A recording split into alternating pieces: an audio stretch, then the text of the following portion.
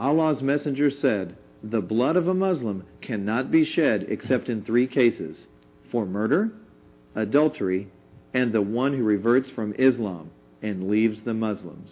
Perhaps some of you will argue with me and say, well, he maybe become a Christian in a liberal church. Who knows? I say, you know what? I'll go for it. Obama became a Christian. See, first of all, he denied that he was ever a Muslim. But we know he's a Muslim simply because he was birthed to a Muslim daddy, according to Sharia law, according to the Quran. In Islam, a Muslim man can marry a Jew, a Christian, or whatever. But a Christian man cannot marry a Muslim woman. A Jewish man cannot marry a Muslim woman. Muslim women only marry a Muslim man because they know that children will follow the daddy. Okay? I want to show you something important. This is a true hadith. This is how Muslims live by. This is how many thousands of Muslims who come to know Christ are killed and put into the dirt with the knife still stuck in their chest. And the birth certificate said natural death. They received the death certificate from the Muslim doctor before they kill their own children in honor killing, even in America. I don't know how many of you saw this TV show where is he killing 50,000 a year. And I think this number is small. Honor killing. Because what? Because they practice the teaching of the Quran. They practice what Islam is all about, Sharia Islam. And you know what? You know how Fox News presented? They brought some Muslim guy. He said, that's not of Islam at all. Islam does not teach honor killing. Excuse me? Excuse me? That's why the Quran teach, فَلْيَمُتْ وَهُوَ كَافِرٌ. So he must die and he is infidel. And that's what the hadith teach. The blood of the Muslim cannot be shed except in 3 cases: murder, adultery, and apostation. That's leaving the religion of Islam. Honor killing is Islam teaching, nothing else but what the Quran teach and the hadith teach. Now, my question to you, where is Obama's decree to be killed? We know he was a Muslim. Yes, he became a Christian. He joined the church, become a Christian, which obviously is a big lie because there are so many members in the church who are Muslim.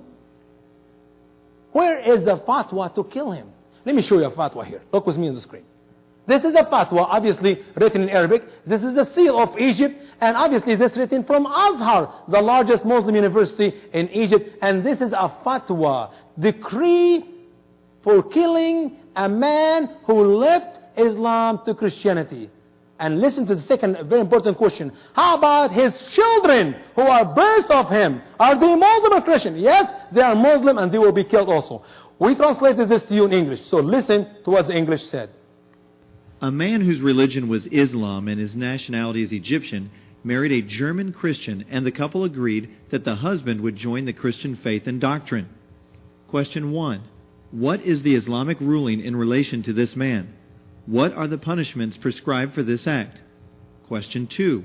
Are his children considered Muslim or Christian? Very simple. Listen to the answer by the Azhar, according to the fatwa issued by the Azhar. And this is the same fatwa issued to so many of my friends who were Muslim and become a Christian. The answer is? The answers. All praise is to Allah, the Lord of the universe, and salutations on the leader of the righteous, our Master Muhammad, his family, and all of his companions. Thereafter, this man has committed apostasy. He must be given a chance to repent, and if he does not, then he must be killed according to Sharia. As far as his children are concerned, as long as they are children, they are considered Muslim. But after they reach the age of puberty, then if they remain with Islam, they are Muslim. But if they leave Islam and they do not repent, they must be killed, and Allah knows best. Therefore, I would love to see the Muslim in the world show me another fatwa like this for Obama and his 2 children. I would like to see one. You know what's happening? All Muslims of planet Earth are for Obama. Hezbollah, Fatah, Hamas, Al-Qaeda, Jama'at, Ikhwan, all Muslim jihadists on planet Earth are for Obama. As a matter of fact, as I told you, go to for Muslim for Obama08.com and read for yourself. They are collecting money for Senator Obama, even here in America, by saying $1 for Senator Obama for one nation under God. For the first time in my life, I read the word God, not Allah, in a website of a Muslim. Why did it not both Allah? Because they know it will expose them. So say, under God. Instead of killing him, they are supporting him right and left. And some of the Christians in America are voting for Obama. The pastor of Obama's church, Reverend Jeremiah Wright, was described by Obama as his spiritual mentor. Spiritual mentor is no small title. If Obama aspires to become the president of the United States, then isn't it fair to ask what he has been learning from this mentor for over 20 years? Barack knows what it means to be a black man living in a country and a culture that is controlled by rich white people. The government lied about envisioning the HIV virus as a means of genocide against people of color, passes a three-strike law, and then wants us to sing God Bless America. No, no, no. Not God Bless America. God damn America. That's in the Bible for killing innocent people. God damn America for treating us citizens as less than human. God damn America. Senator Obama, I want to begin by asking you about Don Imus. You have condemned his remarks about the women's basketball team at Rutgers. Let me ask you pointedly, do you think he should be fired? I don't think MSNBC should be carrying the kinds of hateful remarks that Imus uttered the other day. And, you know, he has a track record of making those kinds of remarks. So he should be off the air, off of MSNBC and off of CBS, off the air completely in your judgment? Ultimately, you guys are going to have to make that view. He would not be working for me. In recent news, Barack Obama has come under fire for his association with Reverend Jeremiah Wright. Do you repudiate the man? Do you repudiate the comments? Do you repudiate both? No, I would not repudiate the man. As I said, this is somebody who I have known for 17 years. Although Reverend Wright has been encouraged to avoid interviews, he did make a brief appearance on Fox's Hannity and Combs.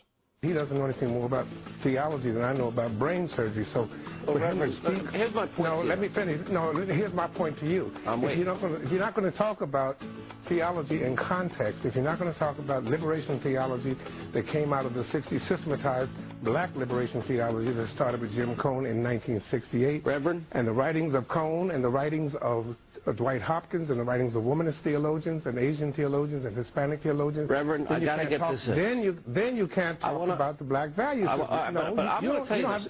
Listen, do you know liberation theology, sir? Reverend, do you know liberation theology? I actually studied. I studied theology. I went to a seminary and I studied Latin. No, I can go. I said, do you know black liberation theology? I'm very aware of what you're calling black liberation. But let me get my question out. No, I didn't ask you what I'm calling. I said, do you know black theology? Reverend, I'm going to give you a chance to answer your question. How many of Cone's books have you read? Reverend, how many of Cone's books have you read? Most viewers took one thing away from this interview. Reverend Wright is rude. But beyond his remarkable lack of etiquette, Reverend was saying something that was easily overlooked. Let's look again. No, I said, do you know black liberation theology? I'm very aware of what you're calling black liberation, but let me get my question out. No, I didn't ask you what I'm calling. I said, do you know black theology? Reverend, I'm going to give you a chance to answer your question. How many of Cone's books have you read? Reverend? How many of Cone's books have you read? Wright insists that Mr. Hannity cannot even have a discussion with him without first understanding liberation theology and black liberation theology, according to the theologian Dr. James Cone. Liberation theology exploded onto the Central American political landscape as a Marxist strategy for undermining the teachings of legitimate Catholicism in hopes of expanding government control. Pope John Paul condemned the humanist doctrine, which had produced numerous socialist revolutionaries throughout the region. Communist mass murderer Che Guevara was even portrayed as a Christ type in liberation propaganda. Here we find our first connection to Obama. Historically, Marxism has always expanded government control, with programs like nationalized healthcare, gun control, and welfare, all of which are part of the Democratic Party's platform. And again, Che Guevara appears in Obama's campaign.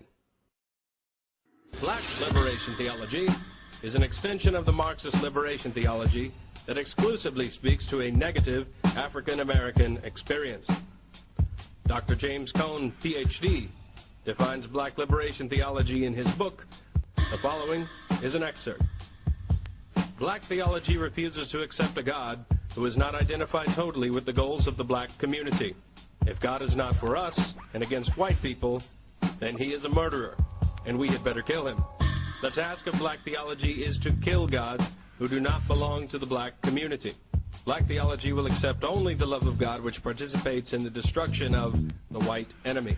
What we need is the divine love as expressed in black power, which is the power of black people to destroy their oppressors here and now by any means at their disposal. Unless God is participating in this holy activity, we must reject his love.